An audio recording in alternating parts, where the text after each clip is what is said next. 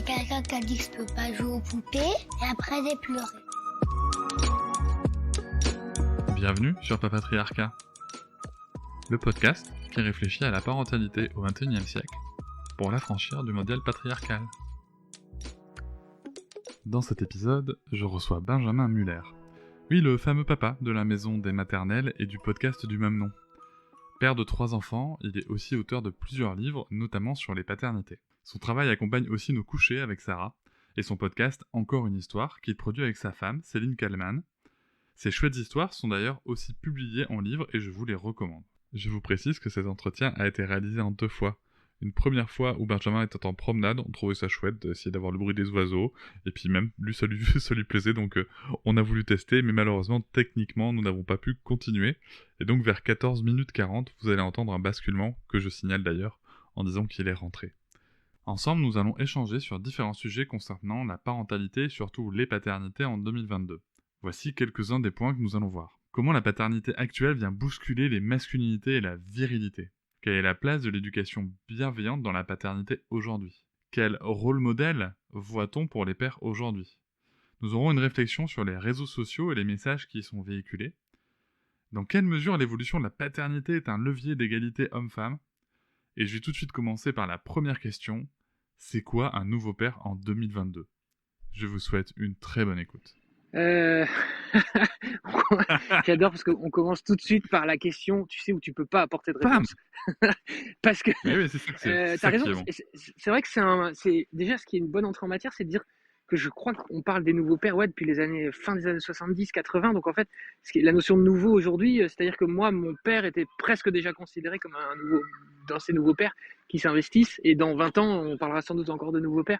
Mais si on devait définir aujourd'hui, moi, tu vois, ma définition, qui n'est pas celle d'un sociologue, mais je dirais que le nouveau père, c'est celui qui ne considère pas que parce qu'il prend sa part dans l'éducation des enfants, aide sa femme, mais il fait main dans la main avec sa femme. La petite nuance, ce serait ça. Ce serait de ne pas considérer que le père est un aidant, un assistant des mamans, mais que c'est que chacun prend sa part équivalente, etc. Donc ça va de l'investissement, des tâches ménagères, des tâches domestiques, à aussi l'amour que tu vas donner à ton enfant, etc. C'est vrai que c'est celui qui considère que c'est du kiff-kiff, c'est normal, la charge mentale, la répartition, les prévisions, etc. de tout cet ensemble-là. Je dirais que le père d'aujourd'hui, c'est ça. C'est vrai que moi je te rejoins assez là-dessus, et c'est vrai que cette petite nuance que tu apportes, on y reviendra sûrement tout à l'heure, mais c'est vrai que cette petite nuance que tu apportes, notamment dans l'utilisation des mots, quoi, du fait de parler d'aider ou encore d'épauler, c'est quelque chose qu'on voit souvent Voilà. quand même, on entend souvent encore ces mots qui sont utilisés, alors que finalement quand tu prends le sens du mot lui-même, en fait, épauler par exemple, bah, tu épaules la personne qui est en charge d'eux, tu vois? C'est pas coopérer, collaborer, C'est quoi. exactement ça. C'est bien que quelque part tu dis que, bah, c'est bien la mère qui est en charge. On y reviendra sûrement après. Heu et ces bouleversements qu'on observe, dans la figure paternelle, la notion de paternité, ces rôles qui évoluent, heu, à ton avis, dans quelle mesure ça vient, percuter, ça vient modifier, l'image qu'on a de l'homme, tu vois? De l'homme avec tous les stéréotypes de genre qu'on peut avoir dessus, quoi? Mmh. Ouais, t'as raison, c'est comme la question du mot virilité, tu sais, si il y a un podcast qui s'appelle Bonhomme, je sais pas si tu connais, qui est réalisé Oui. par les équipes de GQ, et c'est vachement bien. La question, c'est toujours de savoir c'est quoi pour toi aujourd'hui être viril, c'est quoi pour toi. Et ce qui est marrant, c'est que chaque invité a une réponse différente, et c'est ça qui, moi, m'intéresse, parce que les représentations des hommes aujourd'hui, tu vois, si on demande par exemple à ma femme ce qu'est pour elle un homme, et si on demande à la tienne, et si on demande à la femme qui est en face de moi en train de manger son sandwich, bonjour madame, je pense qu'elles auront toutes les trois une réponse différente. Et moi, c'est ce que j'aime, c'est essayer de pas mettre les choses dans des cases. Ce qui est sûr, c'est que je pense que la définition de l'homme d'aujourd'hui, c'est plus Stallone, quoi. Au sens, tu vois, au sens large. Je pense que l'homme idéal n'est plus Stallone, si tant est que ça a déjà été l'homme idéal. Mais l'homme qui n'a pas de cœur, pas d'émotion, qui est une brute, tu vois, qui est là pour ramener à bouffer, il met les pieds sous la table, il met un coup à maman et il boit un verre de whisky. Je pense, voilà, globalement, on est quand même sorti de ça. Je pense que c'est de mieux en mieux vu par la société, un père qui ose dire à son enfant qu'il l'aime, tu vois, qui ose dire au travail, bah non, je vais prendre mon congé paternité. Tout ça, c'est de mieux en mieux vu, donc ça fait que ça modifie l'image qu'on a des pères, c'est-à-dire les pères ont aussi une sensibilité, bien évidemment. Enfin là, je te donne des poncifs, mais il y a encore il y a encore beaucoup de gens chez qui c'est pas fluide, ça. Donc je pense que voilà, globalement, si la société devait avoir une image de l'homme, je pense que ça évolue, selon moi, dans le bon sens. Mais en revanche, ça évolue pas assez vite et surtout pas partout, pas de la même manière. D'ailleurs, tu vois que c'est des sujets qui prêtent à crispation, alors que pour moi, ça devrait être des sujets dont tout le monde devrait se saisir, quoi. Je veux dire, y a pas moi, je peux pas te dire l'homme c'est ça, l'homme doit être ça, l'homme doit être comme si, c'est impossible de faire ça. On peut pas parler au nom des gens. Mais, euh, mais je trouve qu'on devrait pouvoir en parler sereinement et c'est pas toujours le cas. Donc ça c'est quelque chose qui m'étonne un peu sur un sujet qui est quand même, tu vois, on parle de quoi là? On parle d'amour, on parle de famille, on parle de trucs normalement assez joyeux de la vie, quoi. Qui est un peu le sel de la vie. Et c'est très étrange de voir les crispations sur ces questions. Moi, ça m'étonne beaucoup.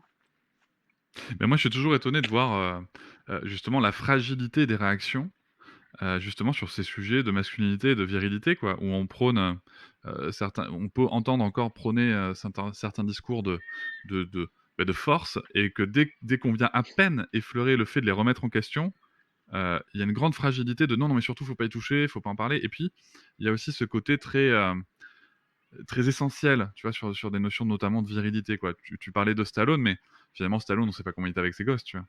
Euh, on sait Bien pas sûr, si ouais, ouais. c'était un père aimant, on sait pas si peut-être que Stallone il faisait le ménage chez lui avec un petit tablier rose tout en Bien pouponnant. sûr. Je grossis le trait, mais il y a vraiment cette peur de la virilité qui vient rejoindre. Bon, toi et moi, on est quand même des mecs qui avons grandi à peu près à la même époque.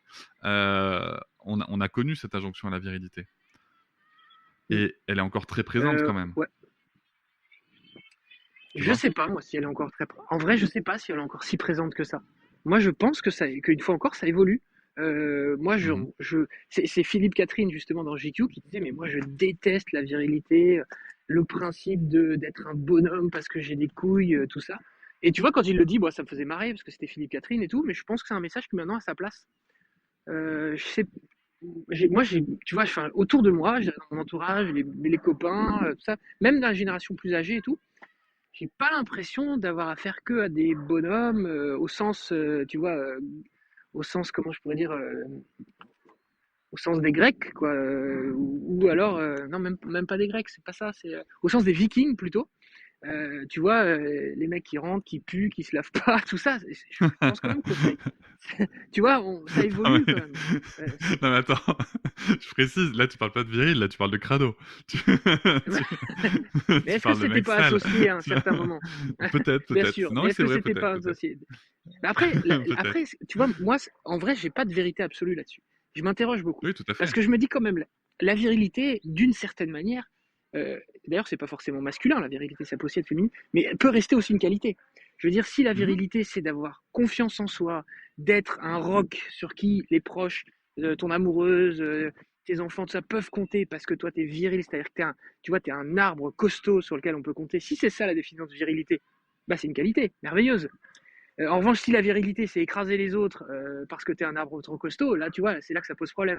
Mais donc, moi, en tout cas, ça m'intéresse beaucoup. C'est typiquement le genre de mot et tout sur lequel il y a plein d'interprétations possibles. Et le manichéisme n'a pas sa place sur cette question-là. C'est-à-dire que toi, tu donnerais quelle définition à la virilité aujourd'hui? Ça m'intéresse beaucoup. Alors, pour moi, la virilité, c'est quelque chose, si tu veux, qui est. C'est bien, je me fais interviewer dans mon propre podcast. Si tu veux, pour moi, la virilité aujourd'hui, c'est vraiment quelque chose qui est un petit peu comme tu le disais, c'est-à-dire d'avoir une capacité. En fait, moi, c'est pas tellement comment tu es, mais d'avoir une capacité de virilité. Moi, je le vois comme ça, en fait. C'est-à-dire d'être capable à un moment bah, de bloquer tes émotions, en effet, de tenir droit, comme un roc, en effet, et d'avoir une certaine, je dirais, présence physique face à une potentielle menace. Moi, c'est comme ça que je le vis, tu vois. Mm. Cela dit, moi, si tu veux, ce qui a vraiment changé par rapport à mon idée de la virilité, c'est qu'en fait, et c'est pour ça que maintenant je le vois comme une compétence, de pouvoir développer une certaine vision de la virilité par moment, parce que mon environnement n'est pas toujours celui des bisounours. Euh, je le vois comme une compétence. Mais j'ai depuis longtemps, si tu veux, abandonné le fait de vouloir absolument être viril, quoi. Et je Mhm. constate que pour quand même beaucoup d'hommes, c'est encore un gros sujet. Tu sais, il n'y a pas si longtemps que ça, sur les réseaux sociaux, en parentalité, il y avait un hashtag qui était le hashtag je suis viril pour les papas. En fait, les papas devaient poser en train de faire un truc avec l'enfant et en mettant le hashtag je suis viril. Et ça m'a vraiment percuté parce Mmh. que je me suis dit, tiens, en fait, comme tu disais d'ailleurs en introduction, on fait juste le job, mais même qu'on fait ça, il faut absolument qu'on puisse se dire qu'on est viril. Tu vois, c'est surtout, Mmh. moi ce que je voyais, c'était surtout ne nous enlevez pas notre virilité, s'il vous plaît. Ouais. C'est quand même une grande marque de fragilité, Oui, oui, oui, en paradoxalement, fait, tu vois. je suis d'accord que c'était. Je me souviens tout à fait de cette petite, ce truc sur je suis viril, et ça sous-entendait, mais bien sûr, on peut passer l'aspirateur ou je sais pas, plier le linge et néanmoins rester viril. Et je trouve que d'avoir besoin de le dire me pose problème, tout comme moi me pose problème ces mecs qui vont se poster en photo en train de faire le ménage ou quoi, en disant regardez comme je suis un Ah être putain. exceptionnel parce que je fais le ménage. Et c'est vrai que toutes les nanas qui voient ça, qui depuis, tu vois, la nuit des temps, se tapent ce sale boulot, se disent mais connard, tu vois, moi je me poste pas quand je fais à manger et quand je débarrasse et tout. Donc ouais, malheureusement, tu vois, le militantisme sur ces questions va parfois avec beaucoup de maladresse. Mais tu vois, c'est marrant que tu parles tout de suite des réseaux sociaux parce que moi, j'essaie de pas me fier à ce que je lis sur les réseaux sociaux, en fait, sur ces questions. Mhm. Parce que ça déforme la réalité. Ça déforme Mais bien parce que sûr. c'est souvent les plus extrêmes, les moins nuancés qui prennent la parole. Tu vois, là, t'as des conneries comme je suis viril qui desservent la cause de tout le monde. Je trouve que ça fait passer les gars pour des guignols, ça fait passer les nanas pour des. Parce que du coup, les filles qui commentaient, elles étaient là aussi extrêmes à insulter. Donc, je trouve, tu vois, moi, j'aime bien la nuance, j'aime bien la mesure. Et les réseaux sociaux, pour ça, moi, je trouve que c'est pas fait. Moi, je trouve les réseaux sociaux, c'est super pour plein de trucs. En revanche, pour le débat d'idées, enfin, là aussi, j'enfonce un peu une porte ouverte, mais je trouve qu'il vaut mieux se renseigner ailleurs, quoi. Essayer. Et je sais pas, toi, ça doit être pareil, mais quand t'es avec des copains qui ont à peu près nos âges, l'âge de nos enfants et tout, que tu discutes, t'es quand même d'accord que, tu vois, il y a quand même des compromis. Tu sens que les choses évoluent Mais bien step by step sûr. et tout. Alors que là, si tu mets un truc sur Twitter, boum, tu prends des insultes, t'es qu'un connard, t'es soit un gros misogyne, soit à l'inverse, je sais pas quoi. Donc, ouais, les réseaux sociaux, moi, j'en suis un peu revenu. Quoi. Et d'ailleurs, le podcast, pour ça, enfin, tu vois, c'est un peu l'outil rêvé. Parce que là, bah, toi et moi, on a le temps de discuter, justement, de mettre les nuances qu'on a envie de faire. Et on a le temps de pas être d'accord sans s'engueuler, tu vois. Et ouais, je prône plus le podcast pour pour le débat d'idées. Non, mais de toute façon, là, moi, là où je te rejoins complètement, c'est qu'une discussion entre, mais même entre mecs, si tu veux, comment dire, sur, dans la vraie vie, on va dire, si tu veux. Et puis même, tu vois, Ouais, ouais, enfin, toi ouais. et moi, on a eu l'occasion de se rencontrer. J'ai rencontré d'autres darons que je connais, que j'ai vus sur les réseaux sociaux. C'est pas du tout pareil, évidemment, quand t'es en vrai, tu vois. Parce qu'en effet, tu peux Ouais. nuancer, parce que tu peux réagir en fait aussi sur un propos qui est donné à l'instant, tu vois. Des fois dire: «Attends, Voilà, qui est pas ça me contextualisé. ouais, ça me pique un peu ce que tu dis là, tu peux préciser s'il te plaît?» Enfin, tu vois, on peut, Ouais, comme on le fait dans un podcast, hein, par ailleurs, on peut très bien faire ça. Et c'est vrai que sur les réseaux, il y a vraiment cette tendance-là à toujours, tout polariser. Mais néanmoins, si tu veux, je trouvais ça intéressant de voir à quel point c'était quand même, ça avait été repris, si tu veux, en montrant que vraiment on veut bien des darons impliqués et tout, mais surtout, surtout laissez-nous notre virilité. Je trouvais qu'il y avait, tu vois, un côté à s'accrocher comme ça à ce concept qui était très fort. Alors que, ouais, à l'opposé, tu as des mecs comme Ben Ver qui sortent un livre qui s'appelle, «Je ne suis pas viril», tu vois? Donc, en ouais, effet, il y a des évolutions de masculinité et de virilité sur le sujet. ouais, ouais, ouais, ouais, bah, tout à fait. Après, moi, tu vois, j'aurais du mal à te dire, enfin, ouais, est-ce que ça reste une qualité? Parce que, à l'inverse, dire je ne suis pas viril, bah, en fait, qu'est-ce que ça veut dire? Et est-ce que bon, je l'ai pas lu le livre, hein, donc je peux pas en parler des heures, mais je sais pas. Viril, c'est que un défaut la virilité. Une fois encore, je suis pas sûr que ce soit que un défaut. Mais c'est Je quoi suis ta pas en train de te définition de dire la que moi je le virilité, suis, hein. toi? Bah Mais c'est justement, quoi ta définition de la virilité? je te disais, selon moi, il y a deux définitions possibles. La virilité, c'est soit le côté, le bonhomme qui se coupe de ses émotions, qui en a rien à foutre de rien, qui avance coûte que coûte et qui t'écrase. Bon, voilà, c'est un peu la définition que je pense ont pas mal de gens en tête, qui est, selon moi, bon, évidemment, tu vois, là, dans ce cas-là, c'est un défaut, il n'y a aucun problème. Mais si tu te dis que la virilité, c'est ce qui fait de toi un pilier de tes proches, voilà, on va le dire comme ça, sans notion de paire de couilles, c'est-à-dire que c'est pas genré. Si tu considères que c'est pas genré, dans ce cas, pour moi, c'est pas un défaut. Si la définition de la virilité, ouais, c'est d'être quelqu'un de solide sur qui on peut compter, moi, ça me va. Mais une fois encore, pour beaucoup de gens, c'est pas ça la définition. En fait, si Donc, tu veux, pour moi, Pour moi, je vais te donner un avis très personnel, qui est aussi un petit peu mon avis de thérapeute, faut pas se mentir. C'est que pour moi, Ouais, toute notion qui te définit, et à laquelle tu dois absolument correspondre pour pouvoir, te sentir bien et exister, c'est quelque chose qui va pas te faire du bien, en fait. Tu vois, même le fait d'être quelqu'un de gentil, empathique, serviable, ce sont quand même des qualités, tu vois? Mais si tu n'es que ça, 100 du temps et que tu n et que tu mets en place tous les comportements pour n'être que ça, bah, tu t'oublies, tu vois? Tu t'oublies et puis ça veut dire que tu as pas le droit de temps en temps piquer une colère, enfin, tu vois? Et en fait, tu te déshumanises finalement, tu vois? Mais c'est comme tu disais, il y a la définition du dictionnaire, il y a aussi la définition sociale qui est quand même des fois différente, tu vois? Et après, il y a le vécu chacun personnel, du sujet. Il y a des hommes, moi je connais des hommes, si tu veux, moi quand je vois par exemple, je vais donner un exemple tout bête, The Rock, tu vois? On peut pas dire que c'est pas un mec viril, tu vois? Concrètement. Je veux dire le mec, il est baraqué et enfin, tu vois? A priori, il est quand même dans les standards de virilité. Bah, écoute, le mec, quand tu regardes, ce qu'il veut bien nous montrer aussi, hein, j'entends, mais quand tu regardes, les séquences de famille qu'il partage, le mec pendant que sa femme allaitait, il lui préparait des petits plats, il lui donnait à manger, la fourchette à la bouche, quoi. Si c'est ça la virilité, OK, ça me va aussi, en fait. C'est que ça doit pas pour moi, ça doit pas être un concept limitant. Bon, bah, merci Benjamin pour cette, petite promenade que tu viens de terminer. Heu, ouais, c'est ça. c'était champêtre, c'était chouette. Il y avait des petits problèmes, ouais, d'ordre technique. Donc là, voilà, je suis rentré, je suis à l'abri dans une pièce fermée, voilà, ça ira mieux, il y aura moins de bruit derrière, je pense, en plus. Et on va pouvoir reprendre, donc merci encore une fois pour ces sujets. Donc, on a déjà parlé, hein, pour le coup de la figure des nouveaux pères, du sujet de la virilité, un petit peu de la masculinité. Mais tu vois, il y a une autre question que je me demandais, c'est qu'on parle aujourd'hui beaucoup d'éducation bienveillante, positive. À ton avis, dans quelle mesure ça vient challenger, l'image de la paternité et un petit peu de la masculinité aussi? Puisque on se rappelle de la figure paternelle, figure d'autorité, d'obéissance, de discipline et voire de violence. Donc comment est-ce que, Mmh. cette éducation bienveillante vient nous challenger, nous les hommes, les pères? Et ben, je pense que ça vient challenger ceux qui s'y intéressent déjà. Je pense Mmh, qu'il y a et ceux qui s'y intéressent pas et ceux qui méprisent le principe d'éducation bienveillante vont le caricaturer. Et je dois dire que c'est tellement facile de caricaturer l'éducation bienveillante. Le Tu sais, il y a des films qui le font très bien, il y a des sketchs qui le font très bien, mais c'est tu ton enfant qui fait une colère monstre au supermarché. Faut dire qu'il y a aussi des théoriciens de l'éducation bienveillante qui ont un peu donné les bâtons, quoi. C'est-à-dire qui ont un peu contribué à cette image et donc c'est typiquement le père ou la mère va se mettre à genoux, va poser toutes ses courses et va dire à son enfant: «Mais bien sûr, tu as le droit de faire une colère au supermarché, mais laisse libre cours à tes émotions. De quelle couleur est l'émotion qui te traverse?» et cetera.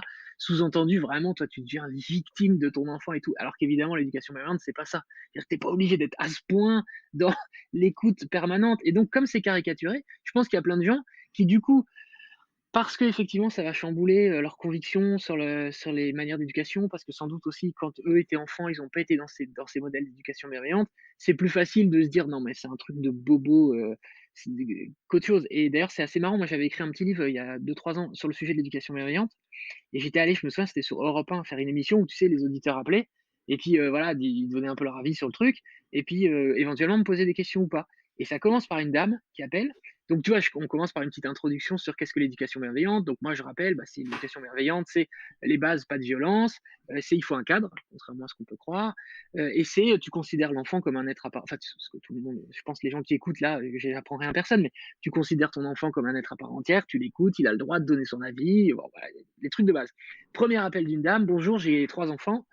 Donc elle me dit bonjour et là elle me dit: «Bon, j'ai pas envie d'être méchante avec votre invité, mais encore le prototype du bobo qui est né à Paris, qui a pas d'enfant et qui vient nous donner des leçons sur comment élever nos enfants». Donc moi, je je laisse un peu passer le truc, je dis rien, tu vois? Moi, je suis pas né du tout à Paris, je suis né à Metz, je suis arrivé à Paris, pour bosser, j'ai 3 enfants.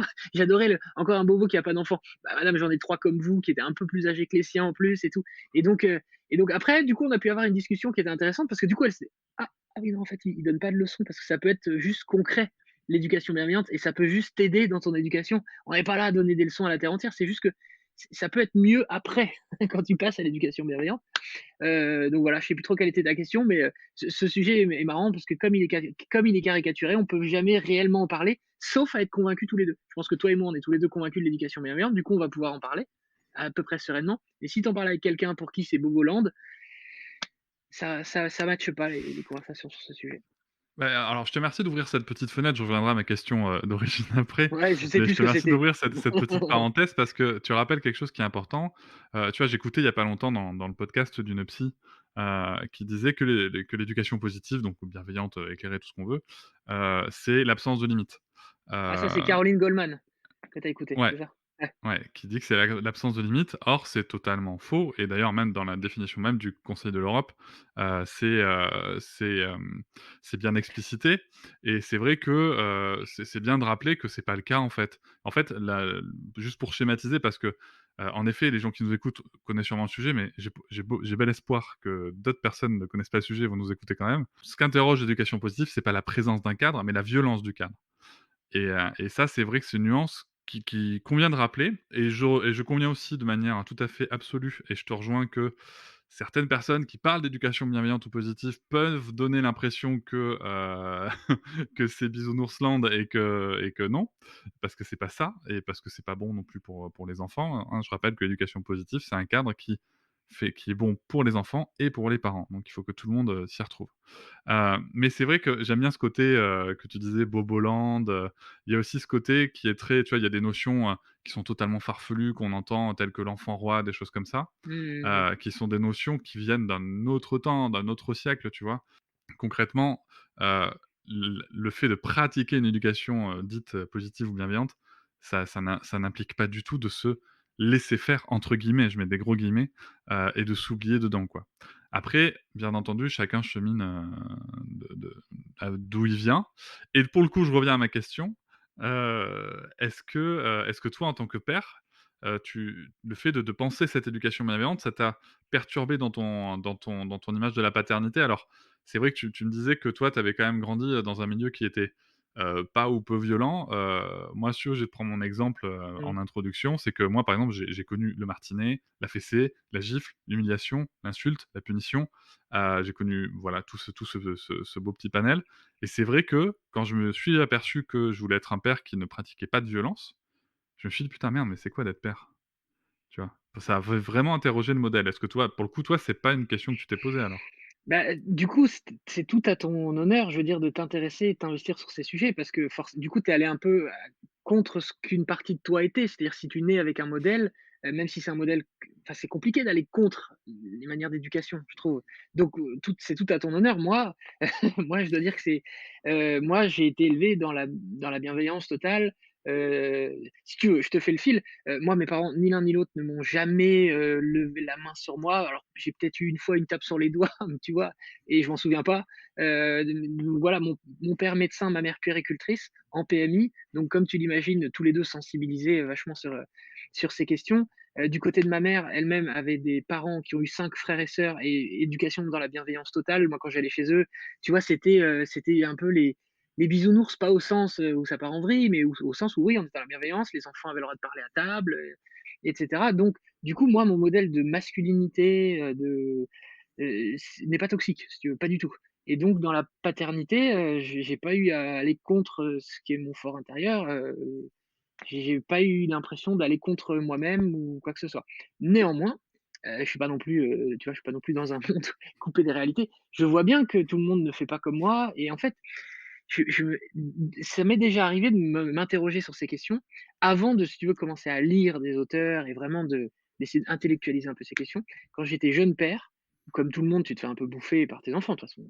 Tout le monde se fait plus ou moins bouffer par ses enfants à un moment ou à un autre. Quand j'étais jeune père, c'était une petite période où, tu vois, un peu plus dure, sur les questions de sommeil, sur tout ça, donc je m'interrogeais et je me souviens, on était une ère un truc de famille où il y avait, tu sais, un château gonflable et il y avait 2 gamins, 2 jumeaux qui avaient l'air, tu sais, d'avoir de l'énergie, qui sautaient, machin, ils jouaient, ils avaient 4 ans et le père, à un moment, arrive et il leur dit: «Machin, machin, vous mettez vos chaussures, on s'en va». Tu vois, un ton ferme, dur. Les 2 qui faisaient un peu les cons s'arrêtent, mettent leurs chaussures, mettent leur manteau et partent d'une traite.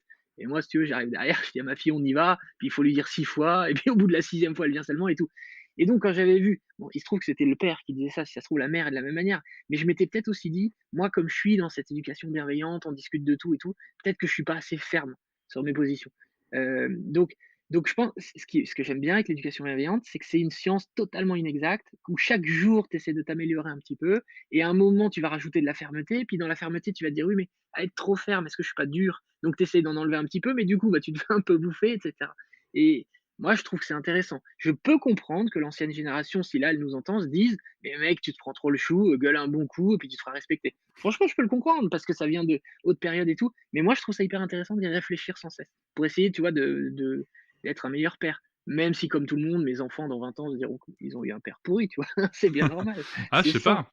Regarde, toi, tu te dis pas moi, je me dis pas que j'ai un père pourri, hein, Non, mais par exemple, dans tu vois? quand je dis dans 20 ans, c'était plutôt quand ils seront ados, donc c'est pas dans 20 ans, du Oui, coup, bah, alors par ça, définition. l'adolescence, c'est autre chose, ouais. Non, non, mais tu as raison, une fois qu'ils auront mon âge, j'espère qu'ils se diront: «Ah bon, Mais ah moi, bah, si tu veux, par exemple, j'ai eu beau connaître ces violences-là, je me dis pas que j'ai eu un père pourri. J'ai eu un père qui, a fait ce qu'il a pu avec ce qu'il avait, mmh, comme tous les parents, en fait, tu vois?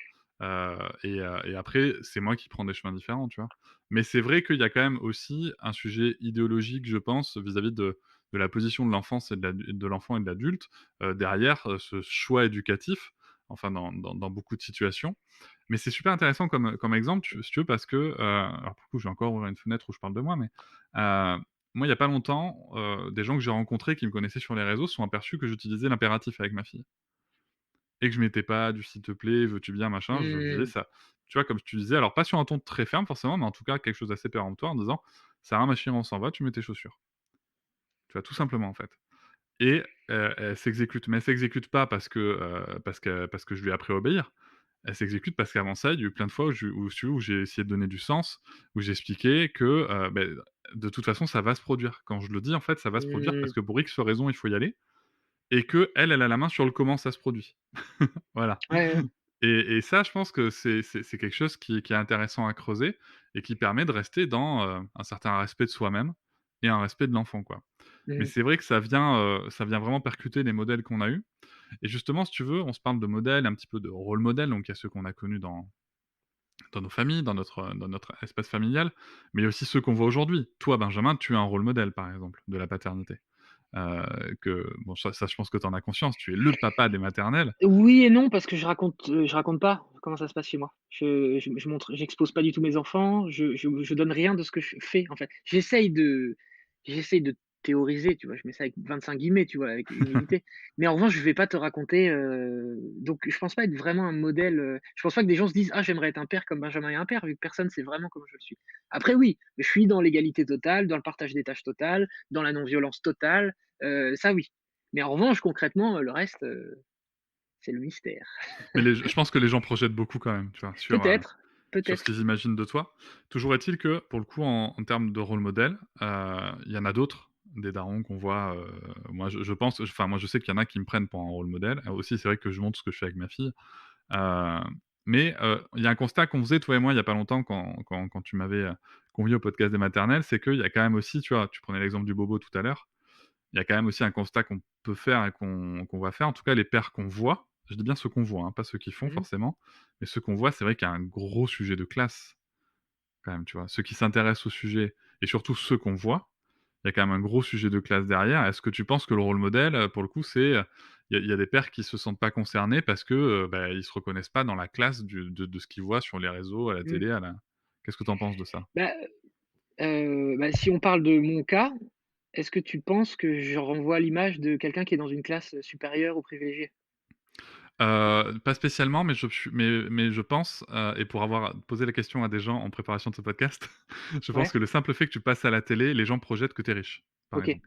Ce qui est pas le cas. Ce qui est Je plus ne le sais cas, pas. hein. Ah bah, moi Je non, non, alors attention, je suis pas du tout à plaindre, mais les gens de télé, c'est plus du tout ça paye plus du tout comme, comme il y a Bah, quelques années. je te dis ce Ouais. que les gens projettent, tu vois? Bien sûr, bien Après oui, non, mais après globalement, tout va après bien.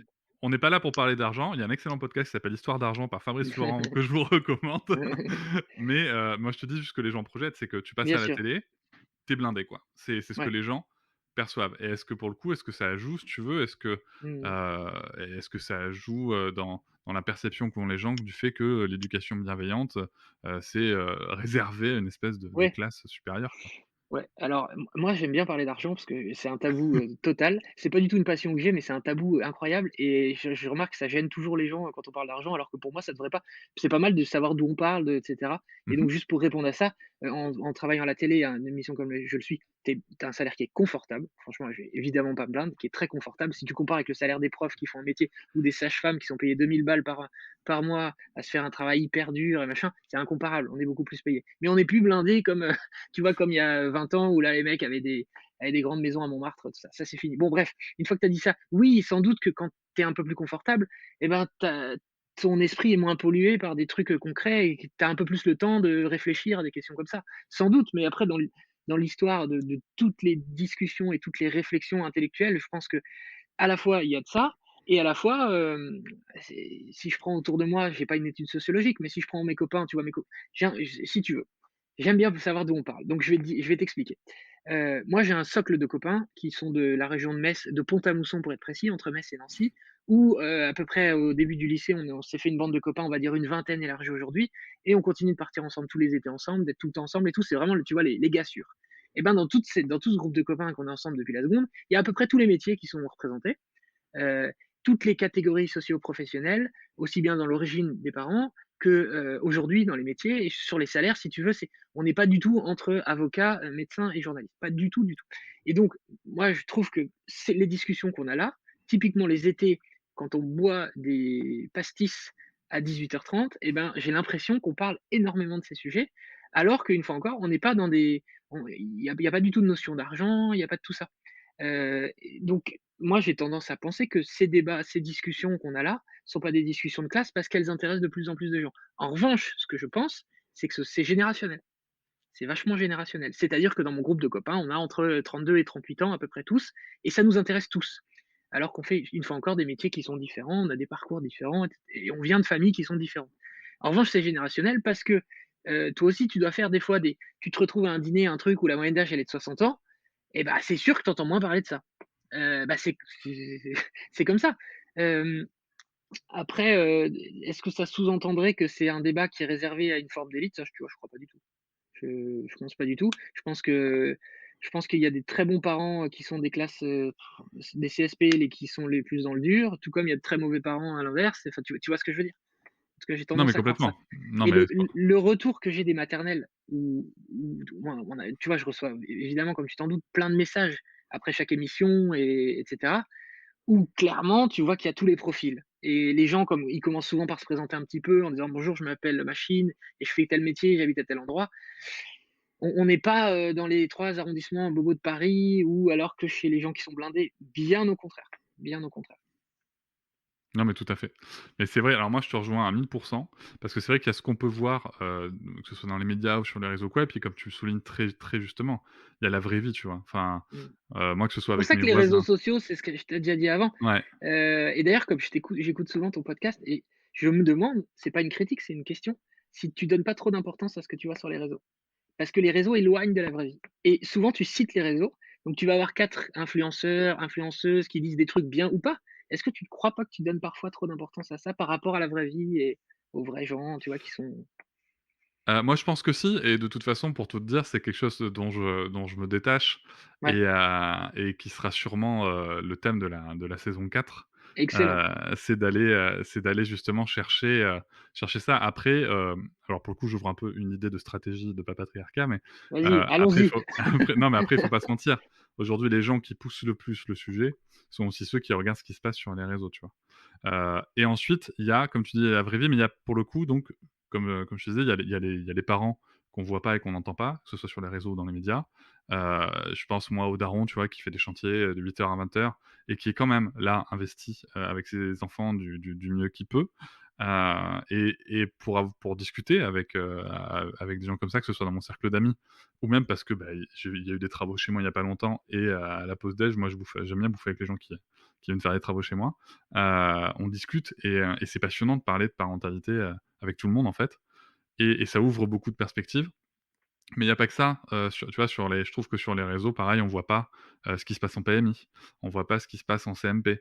On voit pas les non plus forcément les éducateurs, éducatrices de jeunes enfants qui sont, eux aussi dans le dur, heu, que ce soit Mmh. financièrement ou sur le terrain, et ça manque un peu de sujets comme ça. Mais, en effet, je pense qu'il faut ouvrir ça, et en même temps, il y a quand même des gros enjeux, qui se passent sur les réseaux sociaux. Pourquoi? Parce qu'aujourd'hui, il y a quand même pas mal de médias, ou de maisons d'édition qui vont chercher des gens sur les réseaux sociaux Ça et c'est qui vrai, leur donnent une autre visibilité. ça c'est vrai. Mmh. J'en suis le produit. Mon livre moi, je clairement, j'aurais Papa Patriarcat à mon compte Instagram, il y aurait pas de livre «Je vais être papa», tu vois? Mmh. Tu vas être papa». Il y aurait pas, enfin, je peux t'en citer d'autres, hein. On peut parler, d'Ilana Weisman. Est-ce qu'elle aurait été, publiée par Marabout si elle avait pas eu cette visibilité sur les réseaux sociaux avec le hashtag qu'elle a monté? Il y en a d'autres, hein. Bien sûr. Tu Mais vois? tu as des éditeurs qui se sont spécialisés un peu là-dedans Bien sûr. où, et alors ça donne de bonnes surprises, ou pas surprise, c'est pas le mot, mais ça donne de bons résultats parce que tu as heureusement évidemment, tu as quand même des gens qui sont suivis par la qualité de leur travail, par leur investissement, ce qui est vraiment ton cas. Tu vois, ton podcast, il est de qualité, on n'est pas sur une daube qui marche parce que tu as fait un buzz, tu vois? On est sur un Je n'ai pas payé Benjamin pour dire non, ces mais choses. on est sur du travail de fond et tout, mais à l'inverse, et tu vois, nous, au maternel, on reçoit tout, tous les livres, typiquement tous les livres, non, mais je suis tu vois, je vais donner aucun nom, mais je suis affligé de trucs où tu te dis: «Mais il y a des gens qui sont édités, mais c'est incroyable!» C'est-à-dire que c'est auto enfin, qui va acheter ça? Par une petite notoriété, donc bon, bah, là, qu'est-ce que tu veux faire? C'est comme ça, les choses évoluent, mais à l'inverse, bon, les réseaux sociaux ont aussi ce bon côté quand même de mettre en avant, je trouve des personnes qui sont bien, qu'on n'aurait pas connues il y a 15 ans quand il y avait pas les réseaux sociaux, bon. C'est ça. Et puis ça permet, je trouve, tu vois, aussi d'observer des choses et de trouver des concepts, tu vois? Je parle, par exemple, du dad blessing, donc dont on a parlé sur les réseaux, dont je parle dans mon livre, ce qui est le fait de faire une espèce de sacralisation des pères. Ça, c'est quand même aussi un vrai sujet, tu vois? C'est-à-dire qu'en fait, il y aurait pas les réseaux sociaux, mais on les verrait pas les darons qui se prennent en photo pour aller chercher le gamin à la crèche, alors qu'on voit aucune mère faire ça. On verrait pas, des centaines de commentaires, de femmes applaudir un homme parce qu'il porte son bébé. Quand une mère, elle, se poste en train de porter son enfant, heu, elle va pas avoir les mêmes commentaires dessous. Tu vois? On va pas dire: «Oh, c'est beau une mère qui porte», on va dire, enfin, il va y avoir des commentaires comme ça, mais il va aussi y avoir un autre commentaire: «Ah, est-ce que le si c'est du portage, tu vois, est-ce que le nœud est bien fait? Si c'est un porte-bébé, est-ce que c'est quelle marque? Est-ce qu'il est vraiment physiologique?» Les pères, on a pas ça, ou en tout cas dans une bien moindre mesure, si tu veux. Et c'est vrai que les réseaux, ça permet, d'observer aussi ces comportements-là. Aussi parce que les réseaux, c'est pas la vraie vie, et que sur les réseaux, les Ouais, gens s'expriment tels qu'ils ne le feraient pas dans la vraie vie. ouais. Bah, moi en fait, je vais te dire un truc, faudrait pas que je le dise, mais je les lis pas les commentaires.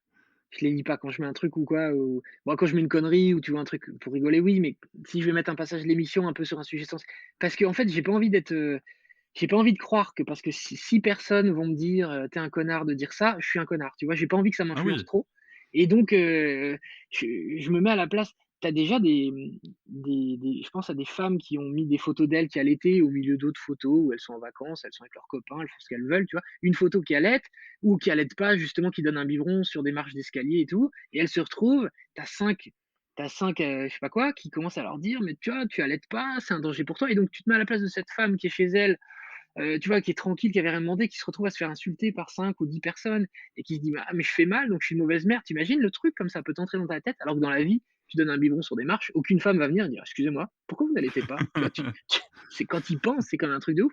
Donc les réseaux sociaux, moi j'ai téléchargé, je t'en ai déjà parlé, je crois, l'application Bodyguard, j'incite tout le monde à le faire. Déjà, ça t'enlève toutes les insultes, toutes les menaces, donc déjà au moins ça part, et surtout je dis aux gens qui nous écoutent, heu, donnez pas trop d'importance aux commentaires qu'il y a sur les réseaux sociaux, parce que mais c'est des oui. gens qui oseraient pas vous les dire en vrai. Demain, ils auront pensé à autre chose. Puis ça se trouve, ils vous commandent juste parce qu'ils sont jaloux de vous, ils vous ont envie de vous critiquer au truc. Mais si vous aviez fait l'inverse, ils auraient dit l'inverse. Donc, réseaux sociaux, pour tu as pu comprendre, Cédric, que moi, les réseaux sociaux, j'essaie de me détacher vachement. Enfin, ça a des bons côtés, mais ça a quand même beaucoup de Oui. mauvais. Alors, je vais avoir une dernière question qui est un peu en lien, et puis après on va arrêter sur les réseaux sociaux. Mais, je voudrais juste, souligner à quel point je suis d'accord avec ce que tu dis. Parce que souvent, moi, si tu veux, on me dit que sur les RS, tu sais, je partage pas les messages négatifs que je reçois. Je le fais pas pour 2 raisons. La première, c'est que, j'ai pas envie de donner de la visibilité aux gens qui viennent me faire chier, 1er point. Et deuxièmement, en fait, ce que j'essaie, comme tu le dis, de toujours relativiser. C'est-à-dire que pour une personne qui vient me dire un truc pas sympa, j'en ai, 50, 100, 200 qui viennent me dire, que c'est cool, quoi. Et en fait, je pense qu'il faut vraiment prendre du recul là-dessus et voir la situation globale, quoi. Tu vois? Mmh. C'est-à-dire, moi, j'ai des amis qui ont des centaines de milliers d'abonnés, et parfois, pour un message pas cool, ils vont péter un câble. Mais alors que derrière, tu as 500 000 messages de c'est Mmh. génial, quoi. Et c'est vrai que là-dessus, on manque de enfin, il y a je trouve que l'ego est tellement mis en avant sur les réseaux sociaux que ça le fragilise, en fait, tu vois? C'est-à-dire la moindre petite pique, Ouais. tu vois, Bah, ça non, mais alors, devient ça, je pense qu'en revanche, c'est pas nouveau parce que je pense que les journalistes, par exemple, il y a 20 ans, qui recevaient, masse de courriers, tous les jours, tu sais, qui ouais, animaient une émission populaire, j'en sais rien, moi, je me mets à la place du temps de nulle part ailleurs, par exemple, j'imagine qu'ils devaient recevoir des courriers tous les jours pour dire: «Ça, c'était bien, c'était bien, c'était bien» et de temps en temps, tu devais avoir un type pour dire: «Ouais, c'est vraiment pas drôle, c'est de la merde» et j'imagine qu'en fonction de toi, juste tu dis ton ego, mais aussi ta gestion des critiques et tout, j'imagine qu'il y en a que ça mettait à plat d'avoir une lettre, disant que tu es une merde au milieu de ouais. 25 000 qui disaient que tu Bah, es super donc mais j'avoue que, tu vois, ça serait une lettre en fait, dans la lettre, c'est vrai que j'avoue que moi, il y a quand même la démarche de prendre du papier, un stylo et d'écrire le truc en et entier. tu vas à la Tu vois? poste et tout, Et tu c'est-à-dire vas que à tu la es poste, tu fais motivé, la poste, voilà, tu tu es vois? motivé, voilà. Les réseaux sociaux, c'est facile, tu vois? J'avoue que si demain je recevais un courrier de quelqu'un qui me dit tout le mal qu'il peut penser de moi, je me dirais: «Quand même, Ah, hein, tu il y a respectes la démarche, quoi. il y a une passion il y a une passion derrière». Et justement, je voulais te demander, tu vois, on se parle de changement de paradigme éducatif et tout, mais sur ce sujet, un petit peu encore de la visibilité des rôles modèles qu'on peut avoir, il y a aussi quelque chose qui est très à la mode, chez certains rôles modèles, c'est de dire, de saluer à quel point les mères sont des wonder mamans, qui font tout, qui machin, qui sont incroyables parce qu'elles allaitent, elles se lèvent à je sais pas quelle heure, elles font le ménage, elles font ci. Et pareil, des communications sur lesquelles il y a beaucoup, beaucoup de «waouh, c'est génial», mais est-ce que finalement, selon toi, on serait pas en train, de renforcer le modèle de la mère qui se sacrifie et du père qui est là, qui fait: «Waouh, qu'est-ce qu'elle est forte ma femme. Allez moi salut, je vais au sport». Ouais. Non, mais si, tu as enfin, si, tu as sans doute raison. Alors, ah, comment je pense quand même que bien souvent, ça part de bonnes intentions.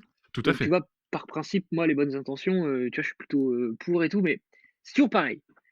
On sort des réseaux sociaux, je suis, l'été avec mes copains à table et j'ai un de mes copains qui va me dire, tu vois: Ma femme, elle est incroyable parce que elle a repris le boulot, elle assure, en plus elle fait de la musique, elle a l'orchestre et machin et avec les enfants, elle assure trop». Enfin, tu vois, moi, elle m'im c'est mon pote, hein, qui me dit: «Tu vois, moi, elle m'impressionne, elle est vraiment forte et tout». Bah, je vais pas lui dire: «Eh attends mon gars, tu serais pas en train de contribuer, tu vois? Je lui dirais: «Bah, tu raison, c'est une bête, tu vois? Elle est trop forte». Donc si c'était dans la vraie vie, ce message-là, il est, tu vois, il est sain et effectivement, les réseaux sociaux donnent des tournures différentes. Moi, je suis quand même d'accord avec toi. Par exemple, tous les 8 mars, Journée internationale des droits des femmes, j'ai un peu du mal, tu vois, avec les il y a des gens qui en font trop, je sais pas, c'est maladroit, mais je saurais pas exactement te dire quoi. Moi, je trouve que souligner à quel point les femmes sont fortes, de concilier vie privée, vie perso, il y a un petit truc qui me dérange, ça sous-entend alors que nous, on n'y arrive pas, donc on se concentre Exactement. sur la vie pro et puis la vie perso, on laisse ça. Alors que, bah, mon gars, si, si je veux dire, si tu essayes, tu y arriveras, et puis il y a pas de pouvoir surhumain, il y a pas d'instinct maternel qui fait que les femmes sont plus fortes que les hommes pour gérer les 2. Il y a rien de tout ça. Donc ça me dérange un peu, mais comme il y a quand même de la bonne intention là-dedans, tu vois, je suis un peu, mesuré dans ma critique du phénomène, on va dire. Non, mais tout à fait, mais en fait, pour finir sur le sujet, moi j'aime bien comment tu évoques le truc parce que finalement tu viens d'exposer le fait que nous les mecs, quelque part, que ce soit socialement, individuellement ou ce qu'on veut, mais on fait le choix de s'investir ou pas. Tu vois? Choix que visiblement les mères ont pas ou très peu et c'est intéressant de voir cet aspect-là aussi. Bon, sortons des réseaux parce que Ouais, voilà, ouais. Ouais, mais retournons dans alors la question du choix, elle est intéressante. C'est comme la question, on a déjà peut-être parlé, du, quand une femme va te dire: «Ah, j'ai de la chance parce que le papa m'aide beaucoup» et sur cette sémantique de s'il t'aide, ça veut dire que ça reste toi la référente et lui, c'est ton adjoint, c'est ton eh numéro oui, 2. Alors que, bon, évidemment, pour que ça fonctionne, il faut que les 2 parents, enfin, c'est valable aussi sur les couples homo, hein, évidemment. Il faut être sur le même pied d'égalité, il faut pas qu'il y en ait un qui aide l'autre ou qu'il y en a un qui supervise le travail de l'autre. Dans l'idéal, il faut tous les 2 être, voilà, main dans la main. bah, après moi, c'est toujours pareil, tu vois? Comme tu aimes la nuance, moi, c'est quelque chose que je nuance toujours en disant, ça me dérange pas, que un des parents soit référent sur un sujet, Bien sûr, tu vois? bah, évidemment, Tu vois, moi, évidemment. par exemple, ma fille est en instruction en famille, je suis le parent c'est moi qui passe le plus de temps avec elle, je suis le parent référent sur la gestion de l'emploi du temps et des activités, Mmh. tu vois? Par Non, mais contre, très très bien si ça vous va tu en vois? tant que couple et si ta femme, par exemple, aime bien faire à manger, j'en sais rien, c'est peut-être pas le cas ou qu'elle aime particulièrement aller à la piscine avec elle, ou et Oui, bah, tant mieux si c'est elle qui fait à manger ou la piscine ou voilà. et oui, et pour autant, si tu veux, ma compagne qui, elle, par ailleurs, est professionnelle de santé, bah, elle, c'est vrai que, tu vois, elle me l'a rappelé pas plus tard qu'hier soir, elle m'a dit: «Tiens, je crois qu'il y avait un rendez-vous de pédiatre qui traînait pour un vaccin, est-ce que tu as pu le prendre ou pas?» Tu Mmh. vois, finalement, c'est aussi elle qui est la référente de ce suivi-là. Et en fait, on peut très bien être référent, de sa petite, zone de compétence, quoi. Le problème, c'est quand toute la charge éducative repose sur une personne, ah, c'est chaud. C'est chaud, chaud, chaud. C'est ça. Et justement, j'ai une question, alors là, presque philosophique et idéologique à te poser. Ouh là! C'est, dans quelle mesure tu penses que le changement de paradigme éducatif, tu vois, de ce changement de rapport de domination, adulte-enfant, permet de repenser et de modifier justement la situation sur la domination patriarcale? Hem, attends, mais c'est Ah, une question, qui ah mérite ta le raison. con! C'est non, non, ça, c'est la bonne question, en fait, que j'attends depuis le début du podcast, que je redoute. Heu, heu, je dirais que c'est un ensemble. En fait, moi, j'imagine que, les hommes qui sont sur, ce chemin dont on parle, c'est-à-dire ce chemin de, la coparentalité, l'éducation main dans la main et pas, horizontale, et pas verticale, pardon, et j'imagine que c'est associé quand même à cette, fin du patriarcat ou en tout cas du domaine masculin, donc j'ai tendance à penser qu'il y en a pas forcément un qui va entraîner l'autre, mais que les 2 vont de pair. Mmh mh. Maintenant une fois que j'ai dit ça, ça s'appuie sur aucune étude sociologique ou quoi. C'est toujours pareil, c'est un ressenti. Mais j'ai par exemple l'impression que autour de moi ou dans la réflexion ou quand je vais lire des gens qui réfléchissent, ils vont mettre ça dans un tout. C'est-à-dire, l'homme s'occupe des enfants, élève ses enfants, fait l'éducation, fait les devoirs, enfin, tu vois? On englobe tout ça. Dans un même temps, ça va avec de prendre sa part des tâches ménagères et de faire la même part que sa conjointe, sa femme ou tout ce que tu veux. Après, je suis peut-être pas assez radical sur ce sujet. Tu vas me dire ce que tu en penses, toi qui n'aimes pas patriarcat. Heu, mais c'est pareil, je pense que les 2 vont plutôt main l'évolution, c'est, plus main dans la main que l'un qui entraîne l'autre. Alors moi, je suis totalement convaincu, du sujet. Alors tu es parti sur le parallèle avec, la parité, ce qui est, soit dit en passant, un excellent, parallèle, mais on terminera là-dessus justement, je pense, sur les leviers pratiques. Moi, je vais juste revenir sur une notion qui est celle des violences, en fait. C'est Ah bien que, sûr. à partir du moment où on considère qu'un enfant mérite, il a bien cherché celle-là, tu vois, quand même. La gifle qu'il vient de Mmh. prendre, il a bien cherché celle-là. On induit le raisonnement suivant, c'est qu'une victime peut être responsable de la violence qu'elle subit. Mmh. Or, aujourd'hui, un des grands combats féministes de notre temps, notamment porté par l'association Nous Toutes, c'est de faire reconnaître que la victime n'est jamais responsable de la violence qu'elle Mmh. subit. Sauf qu'en fait, puisqu'on est induit là-dessus par rapport à l'éducation, violente, punitive, tout ce qu'on veut, c'est encore une fois un chemin à modifier. Et pour le coup, quand on commence par ne pas être violent dans l'enfance, bah, ça fait un chemin de moins à modifier, Exactement. tout simplement. Et tu as raison et tu sais quand tu dis, «Il l'a bien cherché celui-là», je Ah bah, oui. pense entendre plus plutôt qu'il l'a bien cherché celui-là, j'ai l'impression quand même ça on s'en éloigne. Il y a plutôt le côté: «Ouais, il m'a fait péter les plombs». Ouais. Et du coup, c'est peut-être important de dire aussi aux gens pour moi, c'est facile de pas donner de fessées ou de claques à mes enfants vu que j'ai pas été élevé là-dedans, tu as bien compris donc c'est pas dans mon logiciel. Mais je dis pas que si j'étais à ta place, c'est-à-dire si j'avais connu ça petit, si ça se trouve je reproduirais ça. On peut pas savoir, tu vois? On reproduit tous des trucs de notre enfance. Mais en revanche, je suis sûr qu'il y a plein de gens qui nous écoutent, qui à un moment, des moments, vont craquer, vont avoir la main qui part, tu vois, la petite fessée. Je te parle pas du truc où les parents vont dérouiller leur enfant. Je te parle de la fessée, du geste, la petite tape sur la main, le truc où le parent va culpabiliser. Ça, moi, j'ai l'impression que c'est quand même fréquent. Je pense majoritaire même, tu vois? Il faudrait voir les chiffres exacts, mais je pense qu'il y a quand même plein de parents qui, de temps en temps, font le petit geste et après regrettent. Là, à mon avis, il faut pas hésiter à aller voir son enfant et lui dire, «Excuse-moi, j'ai déconné». Et tout le monde en sort grandi et déjà parce que soi-même on culpabilisera moins et tout et aussi parce que ça montre à l'enfant que c'est pas un comportement normal que d'être violent et que c'est pas comme ça qu'on résout les problèmes. On lui montre: «J'ai merdé parce que je suis pas infaillible. En revanche, ce que j'ai fait, il faut pas le faire» et donc tu renvoies pas l'idée à ton enfant, toi-même si tes petits copains t'embêtent à l'école, colle-lui-en une et ça règle le problème. C'est important. Oui et puis, Oui, alors moi, je te remercie de soulever ce point parce que, j'échange avec beaucoup de parents, peut-être que toi aussi, je pense que oui, mais, sur le fait que, voilà, j'ai craqué, j'ai crié, j'ai mis une tape, voire même j'ai mis une gifle ou une fessée, voilà, je suis un parent de merde. Non non. et déjà le simple fait de se poser la question, j'ai envie de vous dire, c'est tellement un bond en avant par rapport à la fin du XXe siècle, sur les méthodes éducatives que mais soyons fiers. Soyons fiers de simplement de se poser la question et je pense que comme tu le dis très justement, hein, nos enfants deviennent aussi tels qu'ils nous voient. Donc quand ils nous voient nous excuser et je précise aussi quand ils nous voient céder, ils apprennent à s'excuser et aussi quand nous on cède, on apprend à nos enfants qu'on peut céder. Je place ça tranquillement en pensant à André Stern, qui en parle bien, lui-même, c'est que, on transmet ça à nos enfants et c'est vrai que, moi je suis tout à fait contre et je j'ai aucun problème à le dire, contre ces méthodes qui consistent à aller flageller les parents, leur dire à quel point ce sont des grosses merdes et je vais même soulever à quel point c'est une dichotomie totalement impensable finalement quand on prend le sujet, c'est qu'on dit à des parents, on dit violemment à des parents de ne pas être violents. Ouais, tu raison. Ça n'a aucun sens. Ouais. Ça n'a aucun sens, tu vois? Et je pense que faire ça, c'est pas quelque part ne pas avoir compris le concept de la violence éducative. Voilà. Tu as raison et une fois encore, le conseil qu'on peut donner, c'est aussi, voilà, à qui il faut parler de ça. C'est-à-dire si on Oui. craque, si soi-même n'allez pas, n'allez pas mettre un post sur Instagram en disant: «Oh là là, hier j'ai mis une fessée à mes enfants, vous en pensez quoi?»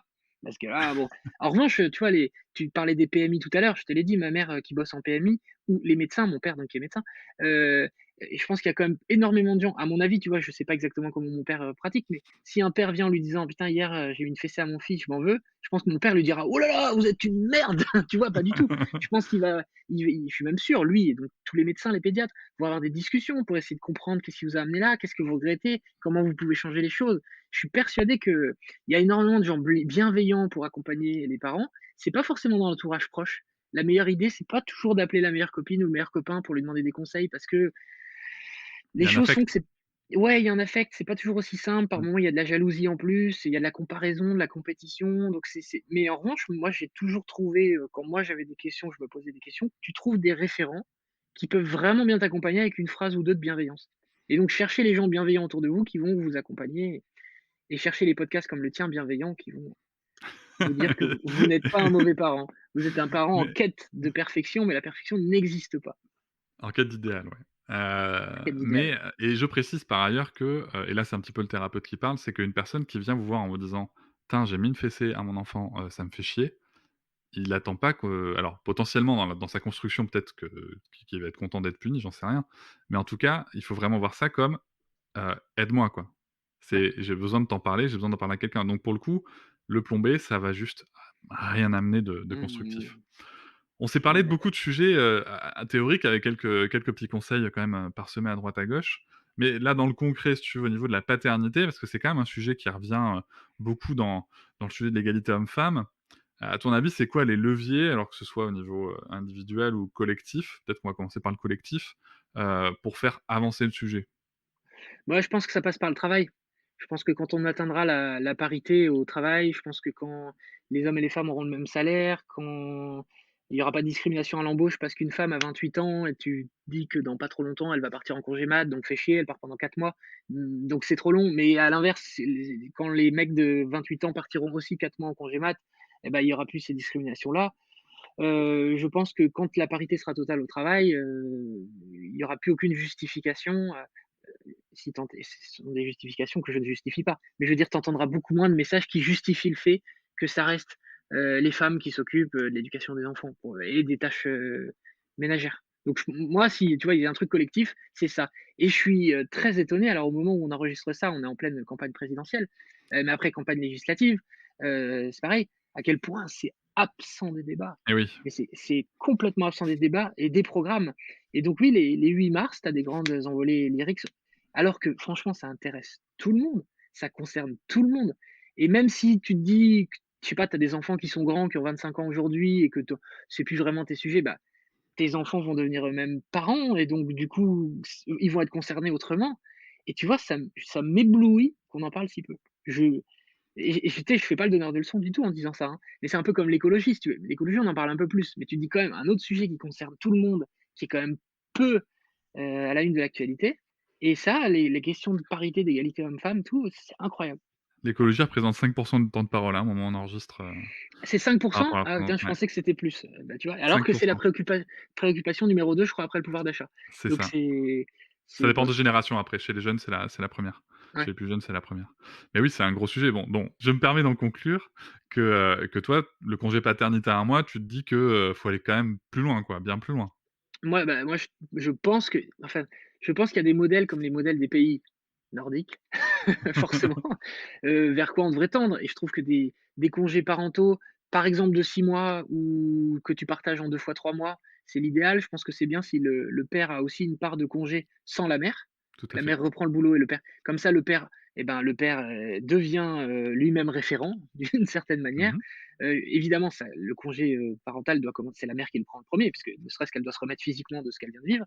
Mais je donc moi, si tu vois, si demain je suis ministre, Dieu m'en préserve, la santé et cetera, je réfléchirais à un truc comme ça où, tu as effectivement une période par exemple d'un mois où les 2 sont là. Ensuite le père reprend le boulot et au bout de 3 mois ou 2 mois ou autre, il ce sera à lui de poser, 2 mois et d'être avec, son enfant. Et le jour où on atteindra ça, on sera bien.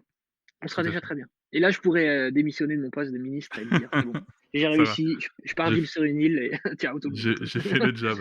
Alors c'est vrai que, tu vois, sur ce sujet, il y a quand même un vrai rôle des entreprises.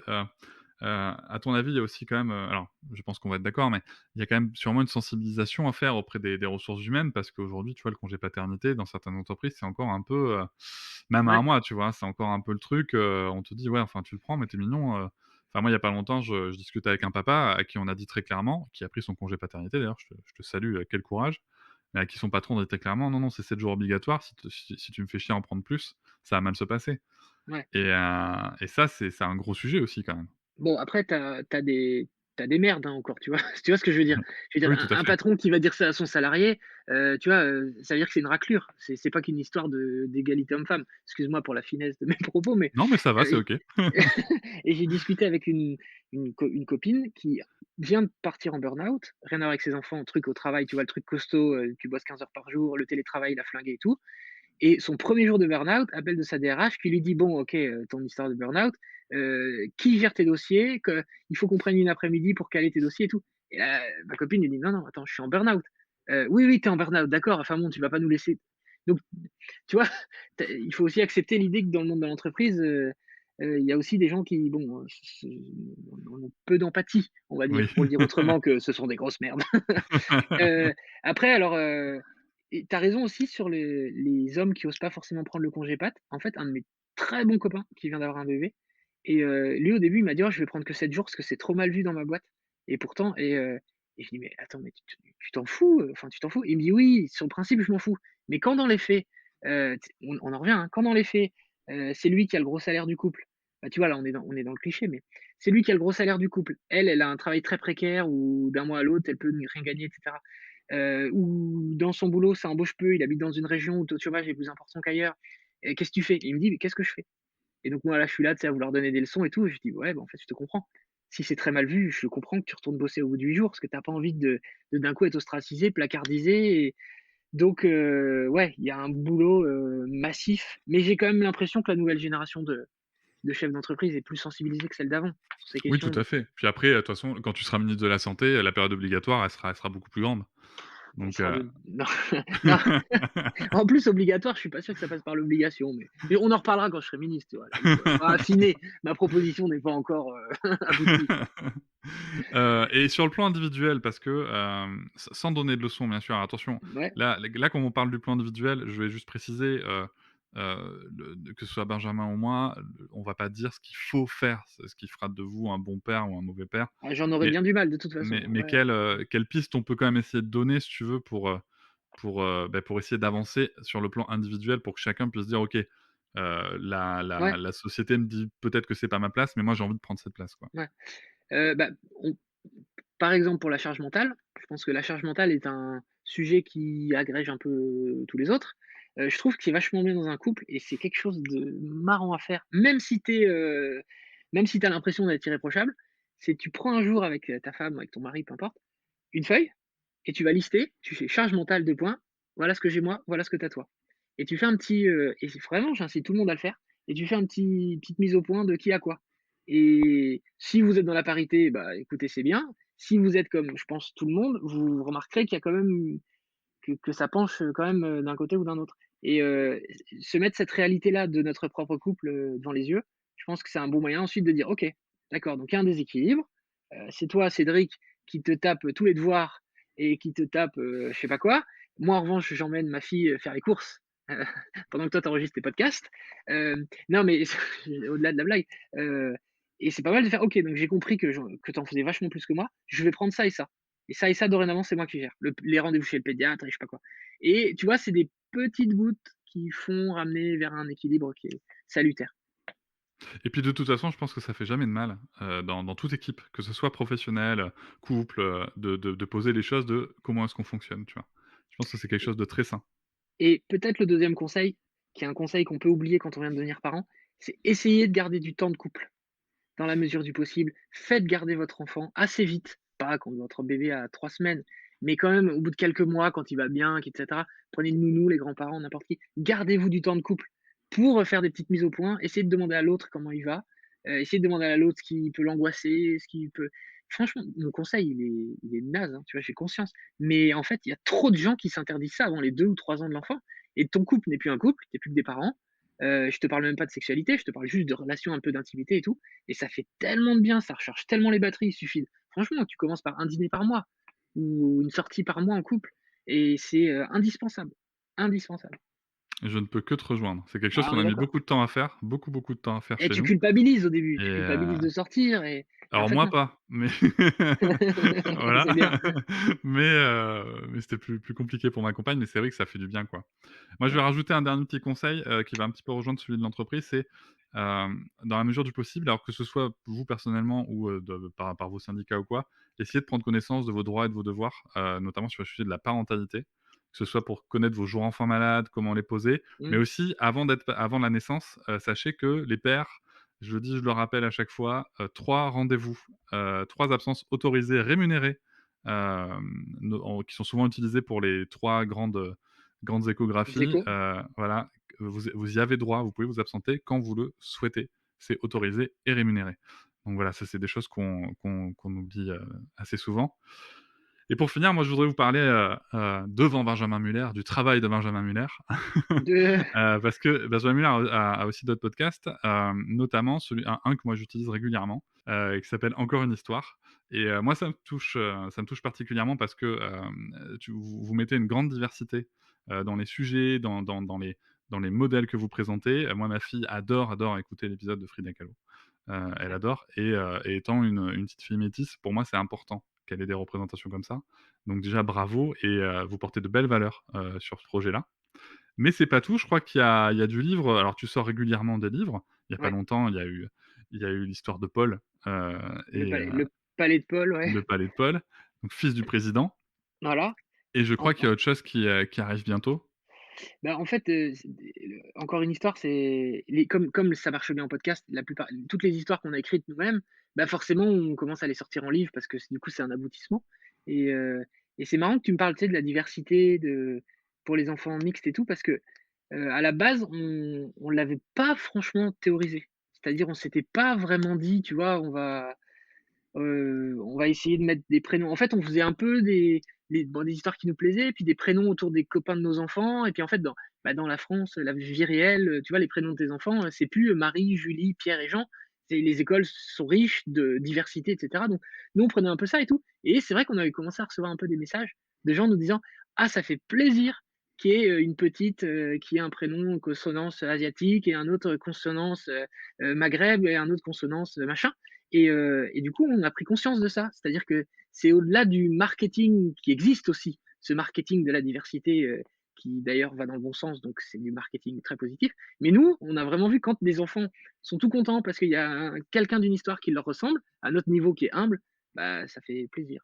Et ça me fait plaisir que ta fille aime l'histoire de Frida Kahlo parce que Frida Kahlo, qui est quand même un modèle formidable pour les enfants de rédemption, de force, de courage, de talent, etc. Et donc, bah, ça me fait plaisir qu'elle aime cette histoire. Et beaucoup et écoute, il me tarde de pouvoir lui offrir, l'ensemble de la collection. Ah bah, avec plaisir. Et donc, Encore juste une pour te histoire. répondre, on Oui, sort des livres maintenant tous les 2-3 mois, certains que j'auto-édite quand je veux une liberté totale et quand le feeling passe bien avec les éditeurs, certains qui sortent avec des éditeurs et donc on s'amuse bien. Voilà. ça a l'air très très bon. En tout cas, merci beaucoup, Benjamin, Et pour cet ben, merci à échange. toi. À bientôt. À très bientôt. Je vous remercie de m'avoir écouté. Je vous invite à vous abonner et nous pouvons aussi nous retrouver sur Facebook, Instagram et sur le blog papatriarca.fr. À bientôt.